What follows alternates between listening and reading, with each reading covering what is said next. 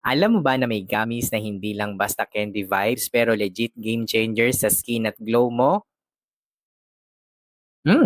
Grabe. Ang sarap.